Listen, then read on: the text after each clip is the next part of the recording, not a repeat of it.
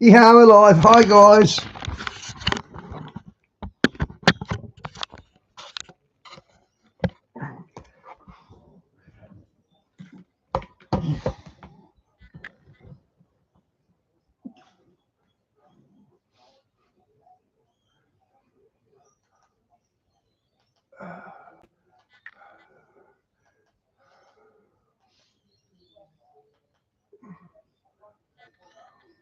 Do you have old pictures on your PC or smartphone?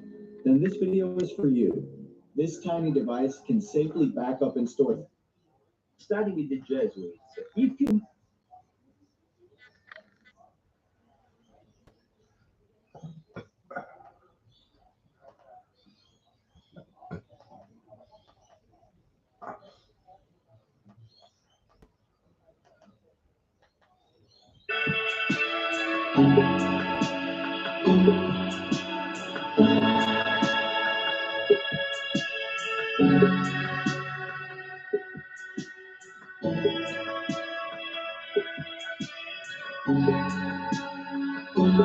Hey, Diane. Yesterday I had a banking appointment. We're buying a car on the weekend, so I had to go and clear it with the bank. So that's why I couldn't. And I'm not signed up to Discord yet. Sorry about that. I will today. I promise. Yeah, this looks interesting. No, went the wrong way there. No.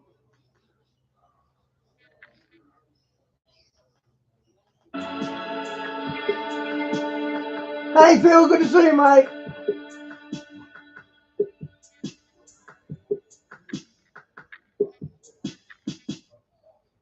All right, folks, welcome to Nino's Corner.tv. I've got a very, very special guest today, Leo Zagami. Leo Zagami, ex-Illuminati member, Jesuit priest, knows everything there is to know, or a Jesuit priest in training, I should say. Am I right in saying that? I would say I studied with the Jesuits. I will not call myself. They wanted me to be a priest, but I was one of those people who I liked women too much to become a priest. That was the problem.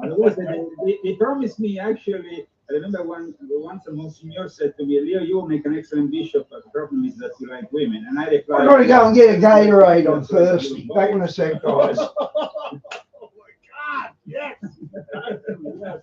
And you're also the author of a 12-book series that you just completed, which is on Amazon.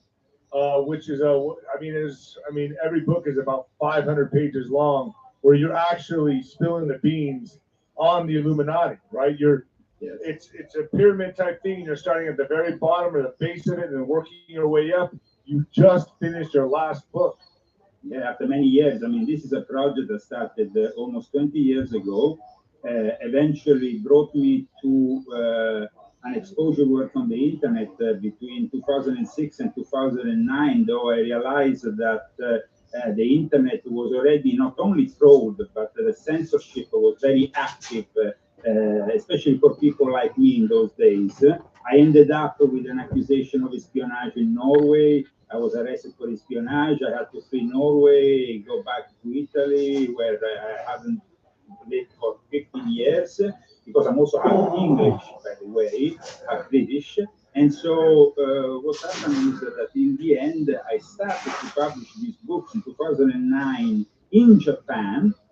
But then when I was about to publish them in 2012 in Italy, the Vatican approached me, as I described in volume 3 of my Confessions, and they offered me money and success and an unlimited bank account.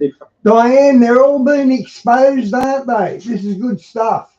I didn't publish these books in the Italian language. They said, well, Japanese, nobody reads Japanese, so you can continue in Japan.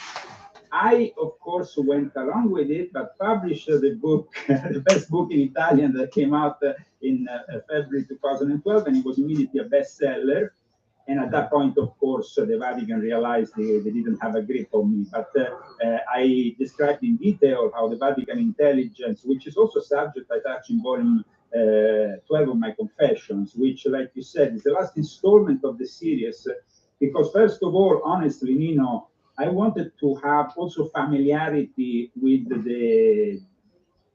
writing. I wanted to be challenging enough to challenge the Jesuits because they are the scientists of the church, aside from being the soldiers. And he looks like the villain from Minions. All he needs is a red mustache that twirls, and you'd think he was from Minions, the movie.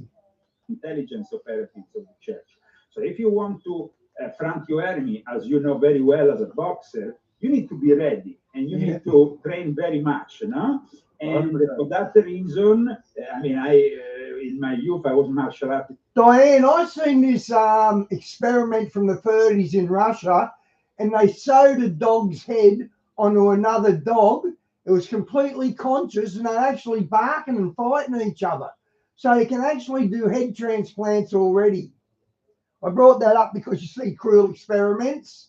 The guy who was in charge of that told him to stop doing it because it was grotesque.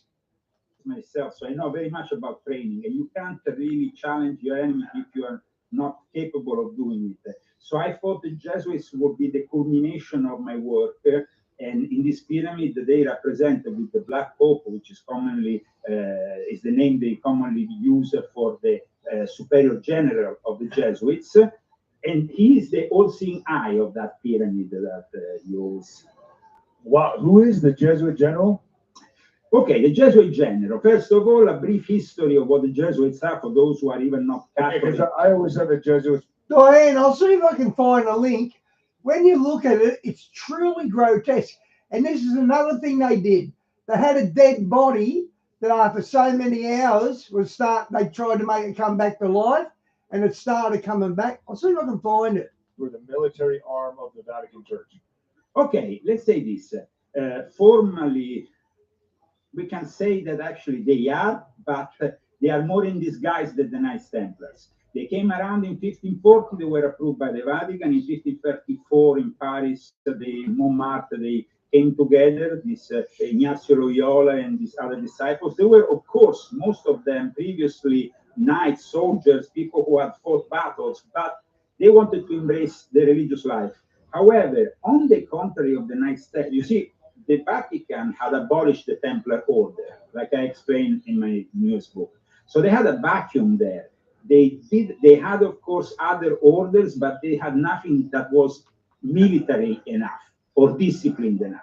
So the Knights Templars, we know, they were warrior monks. So they fought with the swords, they killed their enemies and all that. The Jesuits wanted to be a military order, but wanted to be a little bit more insidious. They wanted to not be perceived as such. So the head of the order is a general. Guys, check that one out. It only goes for a couple of minutes. It's really grotesque. In every sense of the term, is called and is referred as a general. But the order itself is not formally known as a military order like the Knights Templars, because they don't go around with swords or weapons or things. Instead, what happened is that 20 years or so after the foundation, the Vatican accepted the creation of the first Vatican intelligence, which was known as the Holy Alliance, that later on will become the entity. And this is also another subject. You guys don't have to give your name, your right name when you book a flight. Is that right, Diane? My latest book of great importance, because the Jesuits were instrumental in the Counter-Reformation. So, of course, the first enemy, the first perceived enemy was England with Elizabeth I. But Elizabeth I was not stupid. Wow. She also created her own intelligence, which became the basis for now what we know as the 007. I mean, John Dee, who worked for Queen Elizabeth, signed himself 007. That's where they took the actual. I never knew that. John Dee called himself 007, and that's where they got it from. Wow, I never knew that. That's interesting. So they were building this intelligence to counteract the intelligence of the Jesuits, who wanted to actually kill the Queen. So they were also assassins. You see, the difference with other other religious orders of the Vatican was that they had established, I mean, when Ignazio Loyola went to the Pope in 1540 to have this order accepted, he said that we have 4 vows.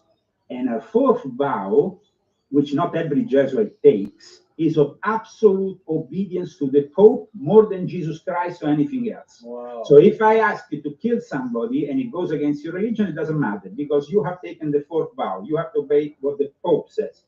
And of course, the Black Pope, which is the head of the Jesuits. Which is behind the Pope that's public. Yes, yes. Isn't there a white Pope and a black Pope? Yes, that is commonly. You see, in the Vatican, they call it Il Biancone in Rome. The security people all around the Pope, they call him Il Biancone because he goes dressed, as we saw with Pope Francis, always in white.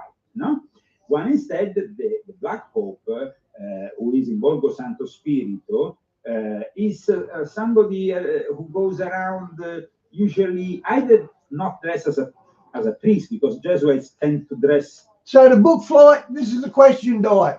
The book flights in the US, you don't have to show your ID. Is that what that real ID is about? You got to show your real ID in our airports. In fact, we're pretty strict on ID. To disguise themselves, or either with a simply black, traditional priestly look that doesn't really, said, oh, this is just a priest. Right.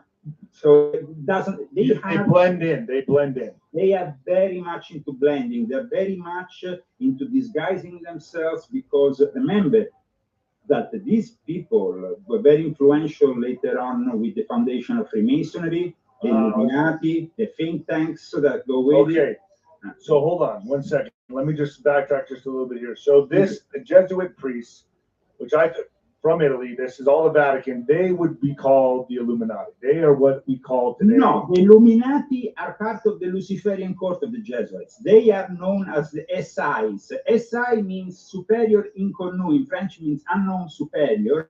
But in reality, SI is Società Jesus, Society of Jesus, which is the name of the Jesuits. So let's not forget the Jesuits were born along with the founder was Spanish, Ignacio Loyola, Saint Ignatius, and then the first, let's say, bastions of power, of course, were Spain and Portugal, because the Spanish and the Portuguese Empire were the ones who were controlling at the time the whole scene. But also they had a special mission. You see, when Ignacio Loyola founded this order, he had actually been arrested by the Inquisition several times. And this is quite shocking. A guy gets, manages to have the Pope accept his order. Why? Because the Pope understood that the insidious nature of this order could actually be helpful to infiltrate the Reformation. Martin Luther, of course, came along and upset the church. There was then later Calvin. And then there was, of course, the Inquisition trying to fight witchcraft. And these guys were actually in the occult. Ignacio Loyola was arrested by the Inquisition because he was an expert in he had been embraced by a group called the Alumbrados in Spain, which are the Illuminati. So he was actually acquainted with the Illuminati, and he started to manifest this interest also in religion. And it's in Montserrat. I don't know if you've ever been there, beautiful place outside of Barcelona in Spain. I would suggest you. Diane, I can't remember. I went to Queensland to watch it doesn't matter why I went there. And I didn't have to provide ID as far as I can remember. I'm not sure though. So you go this incredible Benedictine monastery under this hill, that he went there and devoted himself to the Holy Mary, the Black Mary. But the devotion of the Holy Mary hides something different. Like for the Knights Templars who were devoted for the Holy Mary, in reality, they are devoted to Isis, the mother goddess. And so Ignacio Loyola, after founding his order, understood that the Knights Templar, whose main mission, as you know, was banking, the genie already came out of the bottle, so they couldn't really bring banking to the world because banking already existed at that point. The Knights Templars were the ones who had invented the first check or this and that. So they said, okay, what is their mission that we can really become really powerful in the world? Education. Because with education, we can control everything. Mm-hmm. We can control the elites, the making of the elites. We can go in foreign countries and trade knowledge. And that's what Ignacio Loyola did with his first disciples. He didn't only send them to the countries in the North Europe, like in Germany or whatever, to try to create, of course, bastions of faith to protect from Protestantism.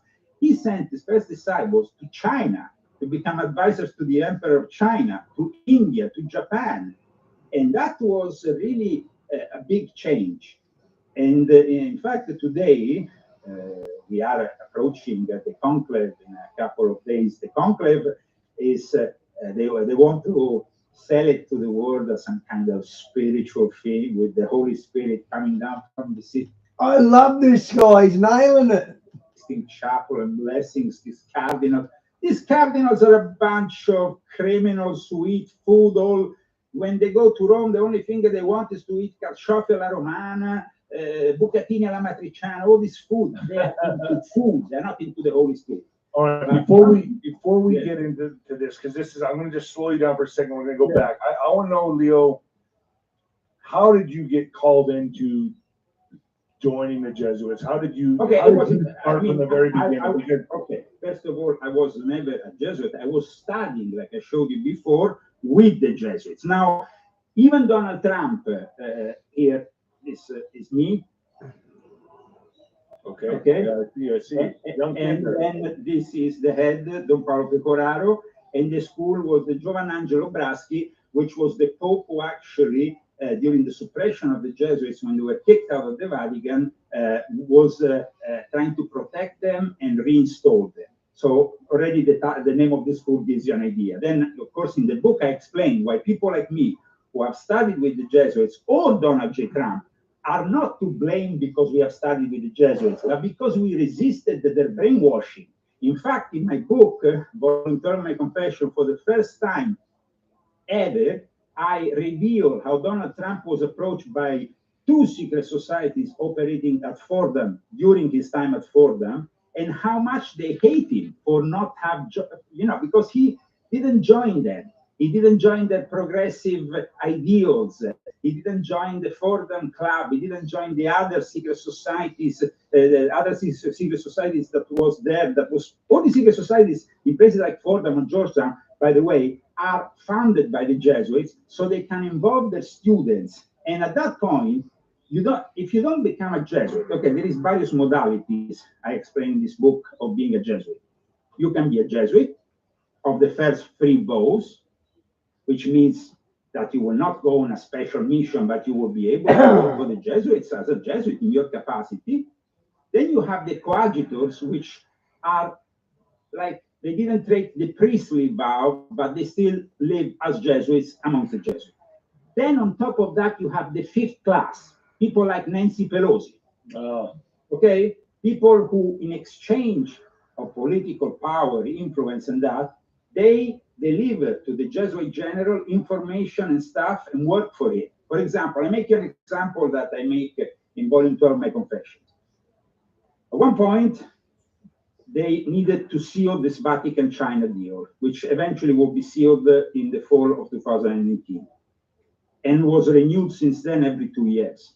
And we don't really know the full implications of it because it was never revealed fully to the public. We only know that it's about the fact that, of course, the Chinese Communist Party nominated their bishops, and suddenly the Pope was accepting them. But regarding what happened behind the scenes, Nancy Pelosi was asked by the now defrocked and died recently, just a few weeks before the Pope, Cardinal McCarrick, Theodore McCarrick. Wow. He was given a message for the head of the Catholic Chinese Patriotic. Diane, I know Islam, the Muslims, they're doing their very best to take over Africa, not like the whole of Africa, like the Congo and all that. They're all completely obsessed. They get paid to follow Islam. They get something like $600 a month to follow Islam. These are people in Uganda and places like that. So the Muslims are actually winning the battle down there. Church founded by the Chinese Communist Party in 1957. And Nancy Pelosi, when she went to China, she delivered this message. So she worked as an agent, you understand? Right, got it. It's difficult for people to understand until I explain it very well in the book, how a 5th class agents operate. And at the same time, also 4th vow Jesuits operate, because 4th vow Jesuits at times, during their missions in disguise, especially during the Cold War in places like Hungary, they ended up married, having sons, this, that. They didn't live like priests. And also, they embraced Freemasonry. Increasingly, after the Second Vatican Council, which maybe some of your viewers don't know, was that pivotal moment in church Oh, history. Diane, speaking of them robots, I saw on the news or somewhere last night that one of the robots was going crazy. Its arms were flailing. It was really crazy. Yeah, if you got within range of it, it would have bashed you. So these AIs, they can turn on you. In the first half of the 60s, the Freemasons and the Jesuits hijacked completely the Catholic faith. At that point, the Jesuits thought that becoming themselves even Freemasons was a positive thing. And I you The need that Freemasons and the robot. Vatican Church are one. I reckon I could take him too, Di. I'd just unplug him. they are one with the Jesuits. The Jesuits, though, are the controllers of the Freemasons and the Illuminati. So the Jesuits Dolly, are at what the are you top of the doing? pyramid. Top of the pyramid. You will have, for example, the Jewish heretics of the Sabbatean Frankists who are in charge of the banks. They will still have to go to the Jesuits for ultimate legitimacy and approval. So you see here we have an order. There or what? Was that it? Okay, cut out for a second. Keep going. They will have to go to the Jesuits. Yes. So the Jesuits are the ones in charge, of course, of the more spiritual and religious side of the New World Order. That's why they are hashing up together with the Freemasons. Now this one world religion. They're not about, like we said, banking. And for that reason, they have a specific mission, but their mission is the ultimate power, is the ultimate control. Because, like I said, the fourth vow brings them in this special relationship with the Pope. That's why they were chosen also to establish the early Vatican intelligence in the Counter-Reformation. Then later on, they always worked along with the Vatican, that has, to this day, one of the most sophisticated intelligence agencies in the world. The Vatican does. Yes. Diane, our government was really good with hepatitis. Hepatitis C, which is what the drug addicts get because they share needles and that. Hepatitis C, what the government done, they paid $100,000 to get the methadone hepatitis dudes cured, and it was 3 strips that cost $100,000 over 3 months, and they done that because it would have been more expensive to have all us have hepatitis at the same time. It was cheaper to cure us with $100,000 each than to look after us in hospital when we're older. So that was pretty good. Their archives in Spezia, in Spain, in the place where Ignacio Loyola comes from, are said to be. And it did cure me. I got rid of it. Biggest than the CA one. Wow. Okay, so what I'm getting here is the Jesuits control the whole pyramid down. The Jesuits at the very top. The Vatican, right? So the Vatican, the top, comes down to everyone else. So the head of the beast, which I would like to say, the head of the snake, is the Vatican. But it's not everybody in the Vatican. It's the Jesuits, and the Jesuits ultimate control of the Vatican too. And there was actually a certain resistance by the more conservative side of Freemasonry towards the Jesuits, which were too much left-leaning. So there was a brief clash between John Paul II and the head of the Jesuits in the early 80s. When John Paul II saw the threat of the Jesuits that were really leaning too much towards Marxism, and he was, a pope that came from a communist country, so he hated communism. So he wanted to commission the Jesuits. At that point, though, it didn't really work out. Padre Pedro Rupe was in charge, and he was an enormously influential Black Pope of the time from Spain. And eventually he would die, and his legacy would be transmitted to another Black Pope called Hans Kovenbach. Now, this is something I'm anticipating because it then ties in with Jorge Mario Bergoglio, the future Pope. who in the meantime, in the 70s, became the provincial father of the Jesuits. Every province has a general. Every province has a father who is working on behalf of the Black Pope, of course. So Bergoglio... So the Black Pope is the top. Black Pope is a military order, so he's the supreme commander. It's like, you know, when you have a 4-star general and then you have a 2-star general. Right, so the Black Pope is the 5-star.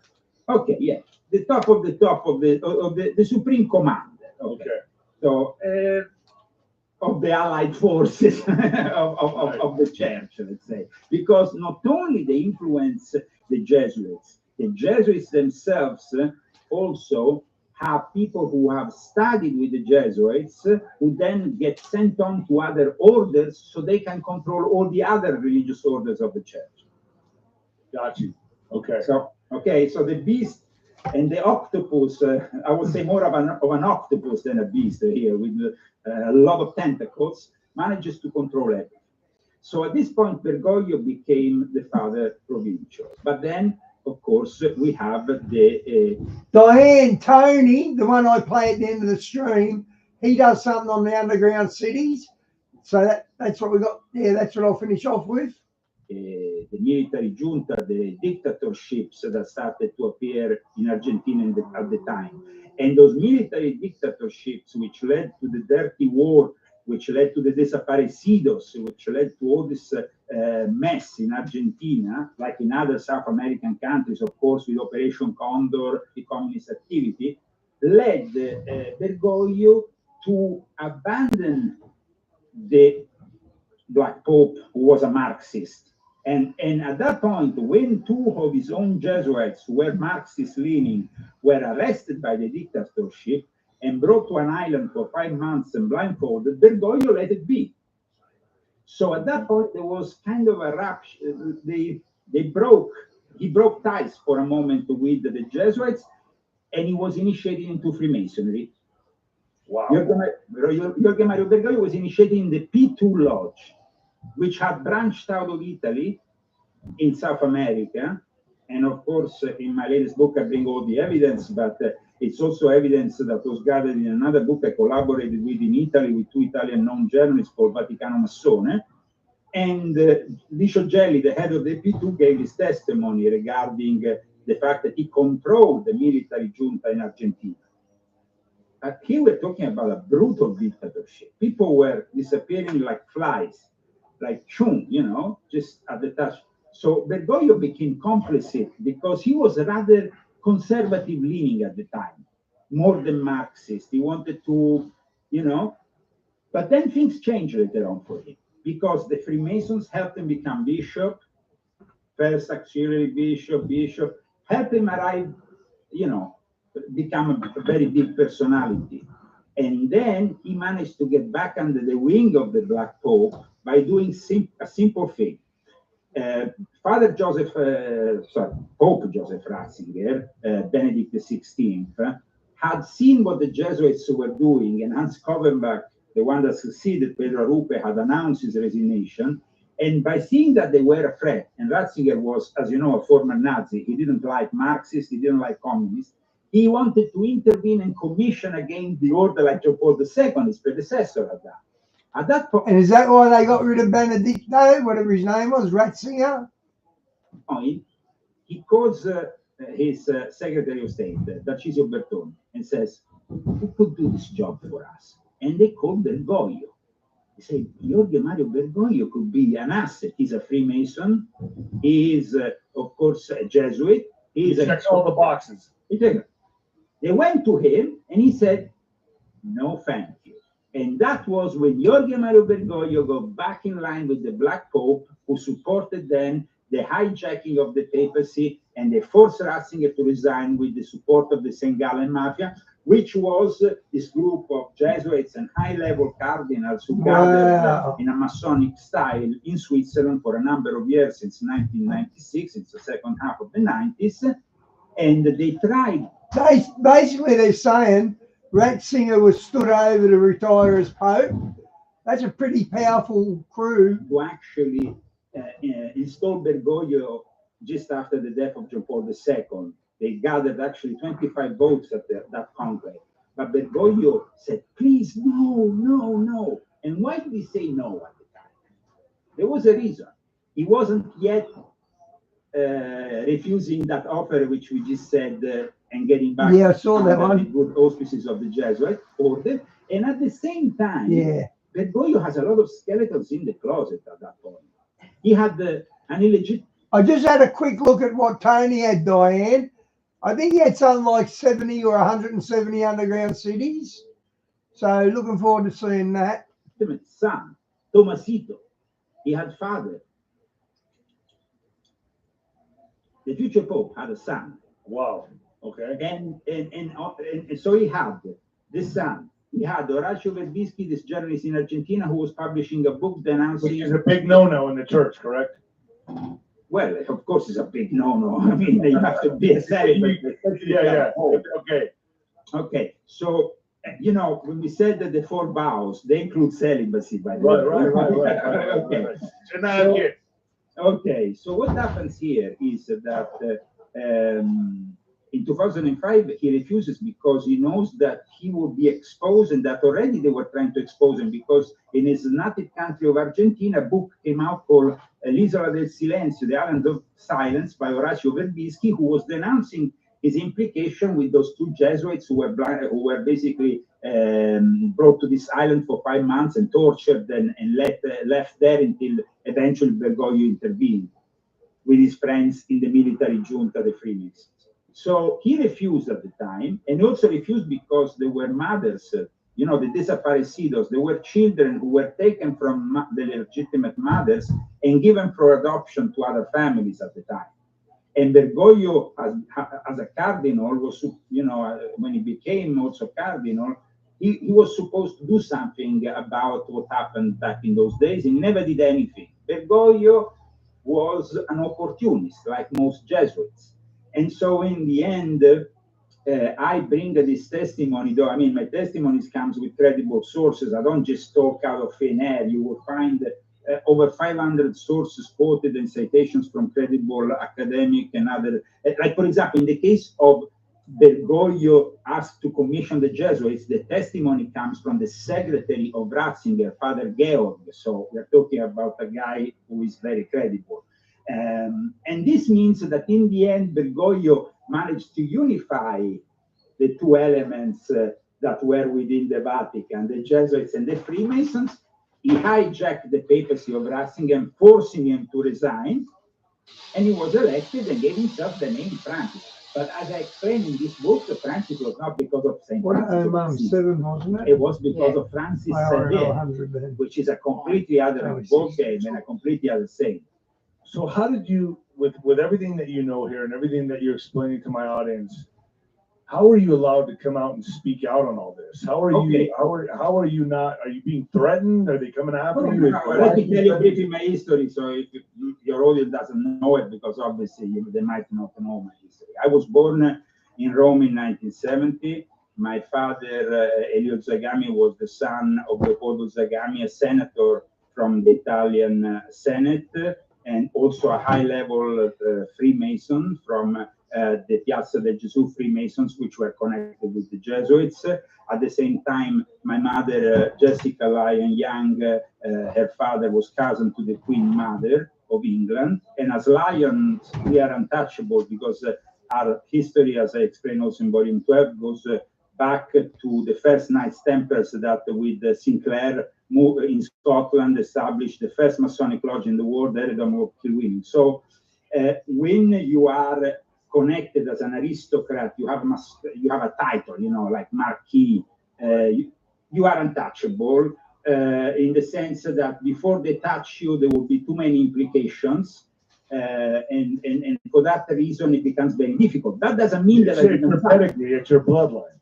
But I had to give up a few things. I had to give up my own son I haven't seen since 2009. They arrested me for espionage. My former wife picked. I won't say that out loud, Di, but that was funny.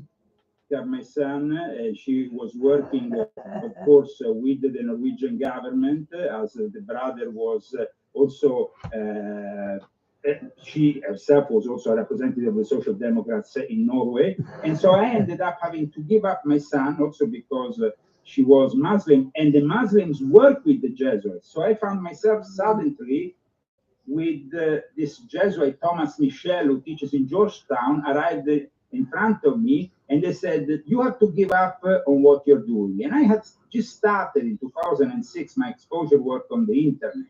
So they wanted me to close down my website, give up on what I was doing. It was the year 2008. And from that moment onwards, February 2008, I never saw my son again. And I probably will never see him again. And so that is the sacrifices. I want to explain all this because then people think, you know, this guy is just talking nonsense. No, these are all verifiable facts that you can go and check for yourself. But in any case, I was brought up in the church. I was brought up, my mother used to work for the Catholic media. I started working for the Catholic media at 13 after serving Mass for 3 years. And I started with my first radio show in December 1983. Wow. So I worked for a long time as a DJ, as a journalist for the Vatican media, and then I went on to work for other, of course. I ended up even working for the Russian Ministry of Culture at one point. So, I mean, I did many things in my life. But what happens is that because of my connection with the Vatican media and Monsignor Mario Pieracci, which is regarded today as one of the first Vatican media personalities who started my career, there is also this connection. And of course, like I said, you just, if you want to know more about my family, you could go and buy a book on Amazon, which is written by a historian called The Most Remarkable Family, the Lion Family, and you see why our family was involved also with, there is a whole chapter of my family I remember with the 1776 American Revolution on the side of America. Wow. Okay, so I remember seeing you for years now on the internet, and honestly, I'm a big fan. I've been watching your stuff for a very long time. So let's just fast forward to now, where we're at right now. I was forced to, you see, my books, when I refused the Vatican offer and I started to become a danger for them, and eventually they started to persecute me in Italy.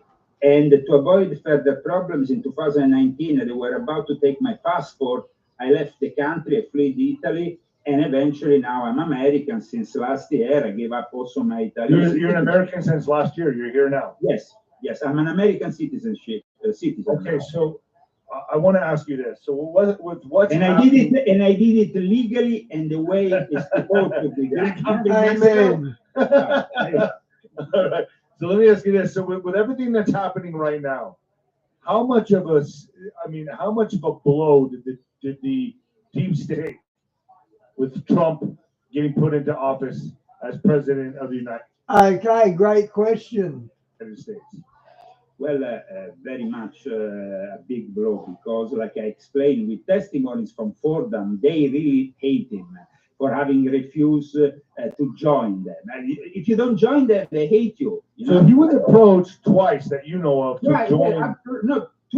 There is two secret societies in Fordham, and they both approached Trump during his 2 years there. He studied theology, studied philosophy with them, and you see, it's a little bit. I studied also philosophy with the Jesuits, and when you study, and I studied pedagogy also with the Jesuits.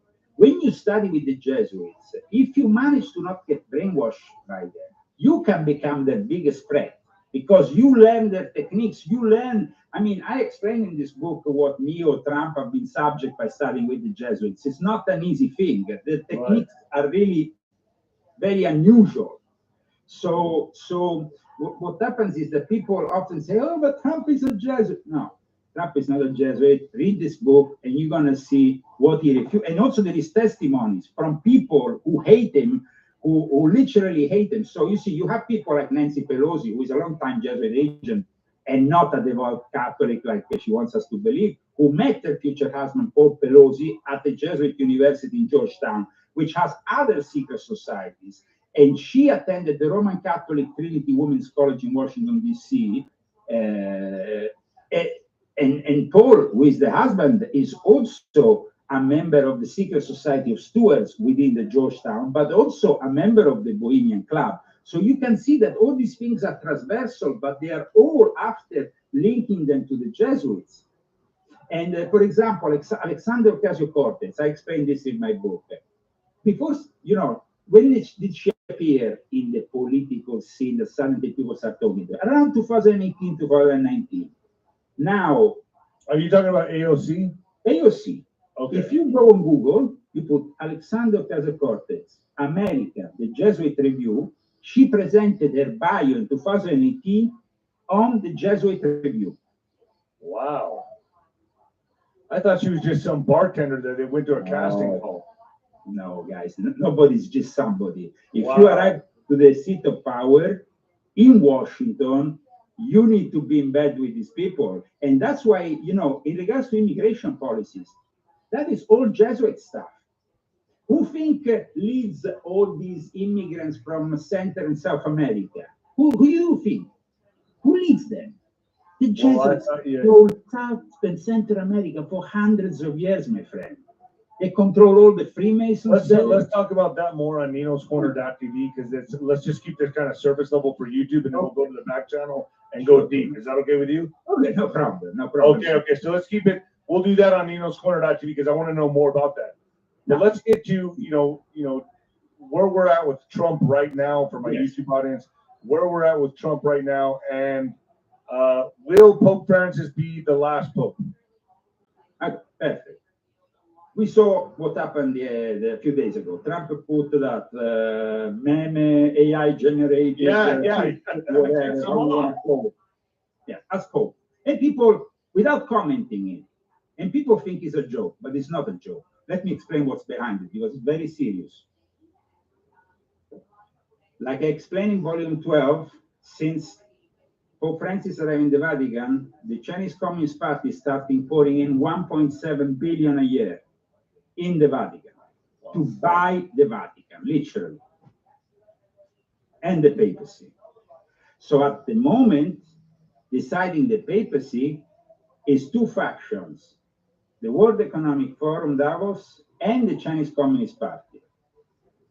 That's the only, there is no Holy Spirit coming from the thing. It's like there is going to be the first election on the 7th, because there is a scrutiny, the first, only one on the 7th. Then there's going to be two on the 8th.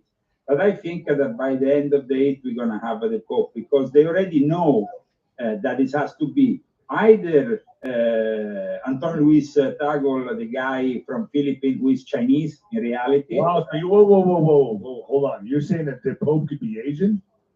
The Pope is going to be either African or Asian. It's two possibilities. There's no other, because Africa is also very important for China. It's not about the Holy Spirit. It's about business. It's about who controls the world. In 1958, I make an example. When the Vatican conclave elected a cardinal, who was at the time in charge of the Vatican, and the American Freemasons and the British allies, they elected the Cardinal Siri. They said no. Diane, that photo of Trump in the Pope's uniform, that was AI. Pope, Trump got on and denied that was him. And Trump, if that was him, he'd brag about it. We want another one. We want the Freemason Roncalli, because we have to start Vatican II, and we need progressive values. And follow up, we will have Pope Montini. So he done it to the military as well. Yeehaw. Conclaves were decided by the Americans and the British allies and French allies in Freemasonry. Instead, now with Pope Francis, this has been lost. 80% of the cardinals nominated by Pope Francis are the ones who are going to decide the conclave. So it's pretty, they like it to show, these cardinals need to know each other. They never met before. Guys, we are in the year 2025. You can do a Zoom call with 100 people in a second, everybody for 20 years. I mean, it's BS. Okay. So an Asian or a black person, not that it matters the skin color, it doesn't matter to me, but this is highly political. It's highly political. It's already decided. Absolutely. And it's going to be an Asian or a black guy is what you're saying. Yes. You have the whole scene, the Sistine Chapel, They go there. There is this three cardinals who do the scrutiny. They put this name in a thing, saying that they're doing it for God, and they put it in the thing. It's all a show. In reality, they are closed down there in the Sixtine Chapel, and they are at the moment going to be staying, of course, in Santa Marta, which was also the residency of the Pope. But their main interest, like I said earlier in the show, is that the nuns cook some wonderful ravioli and tortellini. All right, we're going to continue this on Nino'sCorner.tv. Leo, thank you so much for joining me. This is the YouTube version. We're going to go back and talk about. Okay, guys. I want to know what's. Oh, and show your books. Absolutely. This book, which really it's a lifetime work, and the symbolism of it. I mean, you have to understand that in the headquarters of the Jesuits, you have Jesus giving a red flag to Saint Ignatius. I mean, communism at the very start. Wow. And then, of course, you have this with Lucifer, and the symbolism here is very clear. That's a thick book. Now, you did 12 of those books. 12 of these books, and this is the completion of my work. You can also read it without reading all the others, because this is about the controllers of the control, the people who control the Freemasons, the Illuminati, the think tanks, everybody in politics, in religion. It's all in this book. All right, so let's go back to the back channel. I want to talk about Trump. I want to talk where it's headed today. Right. I want to know what the role of the new Pope is going to be. We don't hear much side of religion on Pope. We just know some Christians love Pope, but we don't. This is going to take a look at him in a biblical view. Should be interesting. And I want to go into what's in the archives. I want to know what kind of documentation the Vatican has, because I know they suppress knowledge to the masses, and I want to go into this. What do they have? Is it the secret teachings of Jesus Christ? Where is Jesus Christ adolescent years? I want to talk about things like that. Sure. Is that okay with you? I want to the truth about Jesus Christ. I want to talk about. No all problem. Right. Okay, so we're all going to go there. Nino's Corner. Because remember one thing, the actual institution that approves or not the Holy Scriptures is an institution that, of course, was founded and given to the Jesuits. Right, and they also control the American school system, correct? Absolutely. They have 40 schools here in America. They have some of the most important colleges and universities. Wow. And I also want to talk about the telescope. The Jesuits were the first white guys to go to Japan in the 1500s, and the Jesuits got created around then. Of Lucifer. Absolutely. That links to the very first college of the Jesuits, the Collegium Romano. We can talk about that. All right. Thank you so much. Get to Nino'sCorner.tv. You're not going to want to miss this. Thank you, Leo.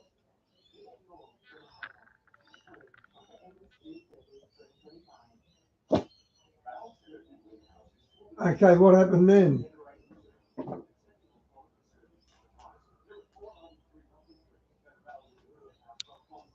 Well, what happened then? Hang on, guys.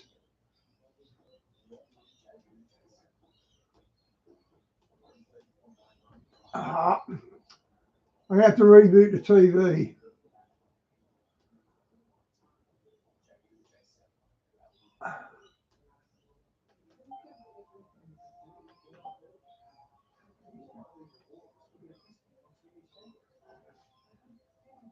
He would, wouldn't he, Di?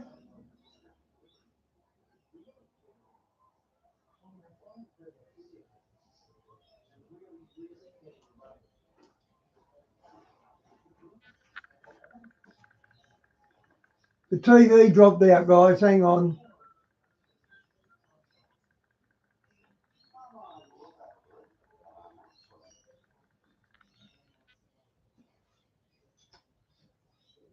Come on.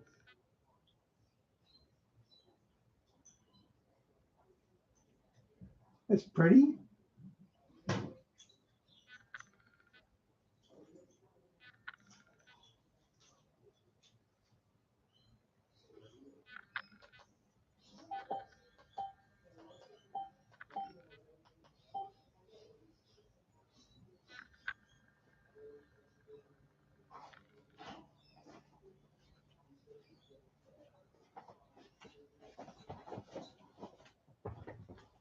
We're having cakes tonight.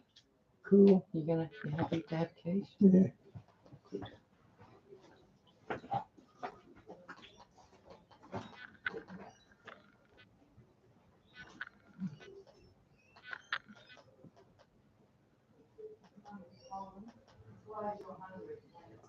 I think that's over, that one. Yeah.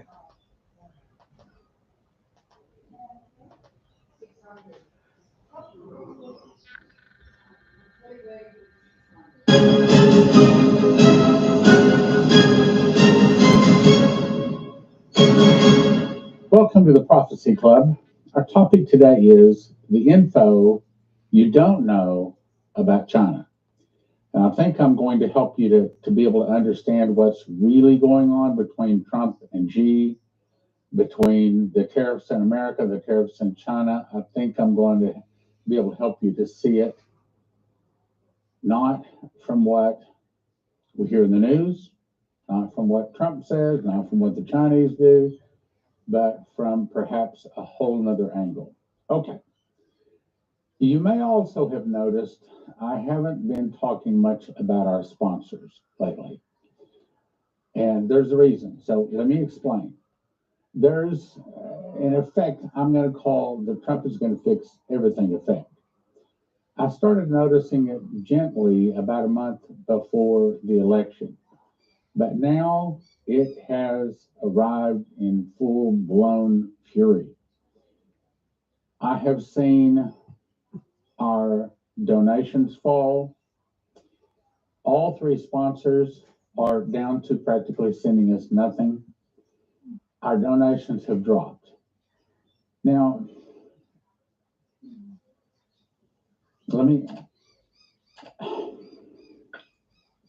it's humiliating. Okay, I'm going to ask it. Why do they need money? Why are they coming to us for money? I sit here 2 to 3 hours a day. It costs me nothing to do it. So why are these guys asking for money? To talk about this. I would like to think that our message and our ministry is so strong, we'll never have to ask. But we are in a jam. So's the whole world, mate. I took just about everything out of our personal account, out of our PayPal account, out of our Stripe account.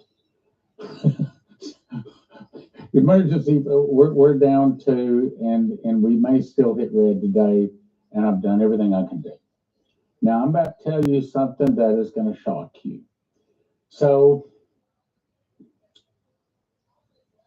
I got a call from a longtime friend, and she helped Prophecy Club, her and her husband, for many years.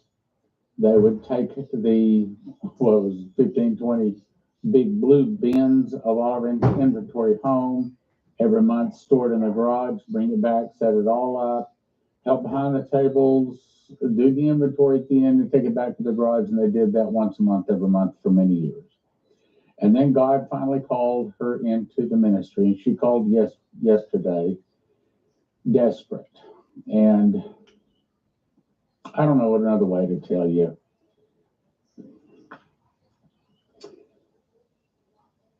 I don't know another way to tell you, but just tell you. I wish I could pick my words better, but I just can't. So she called yesterday, and she says, if I don't get some help, some pygmies are going to die in the Congo. Some of you know what I'm talking about, some of you don't. And so I called Leslie Ann, and I said, we really don't have the money. But I know God will return it. And giving is not about giving when you have the money. Giving is about believing God.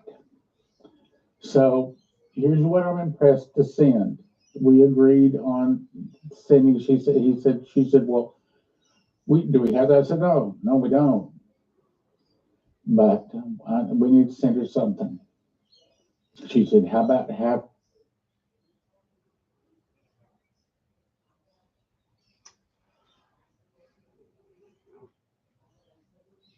What's going on?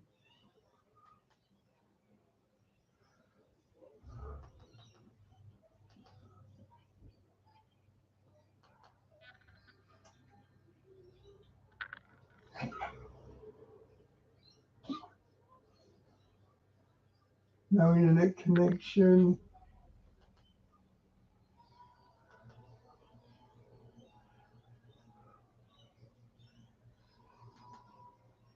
Guys, I'm going to have to call it quits. Dave's just gone to the shops and I don't, oh, settings, hang on.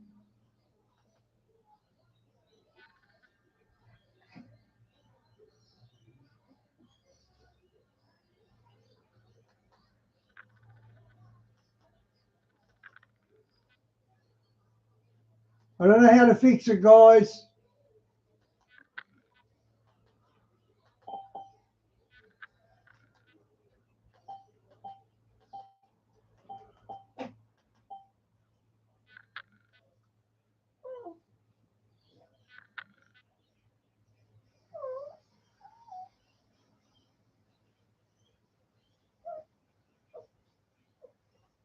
Nah.